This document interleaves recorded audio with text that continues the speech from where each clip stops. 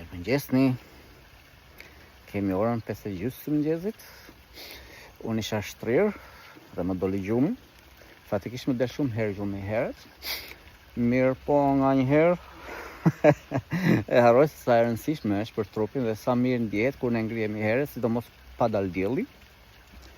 Por nëse e gjitha kjo në lidhje me dhe në kombinim me kur bie shi, si sot, dhe toka është e lagët, të cilën e kam thënë edhe në një video tjetër, kur toka është e lagët, është përcjellëse shumë e mirë e energjisë, më fjalë uji, është përcjellës i mirë e elektricitetit, i energjisë, edhe kur është e lagët, përveç se rrenjët e barit, aty ku shkel unë për shembull tashti, janë të lagura, sepse më fjalë edhe toka është e lagur, tash është e ngopur me ujë, edhe ato kontaktojnë shumë më mirë dhe shumë më intensiv me njëri tjetrin, në rrenjët e njëra tjetër, dhe kështu shpërndan informacione përveç se pemët e gjitha, sepse të gjitha janë të lidhura me njëra tjetrën.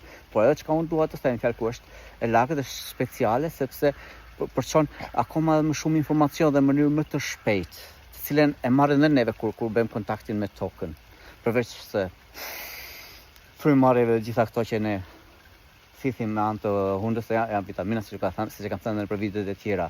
Por siç po thosha, e rëndësishme është në fjalë të dalim sa më herët pa dal dielli, të jemi zgjuar, më fjalë të zgjuar të trupit, gjitha qelizit e trupit dhe dita shkon për së mbari.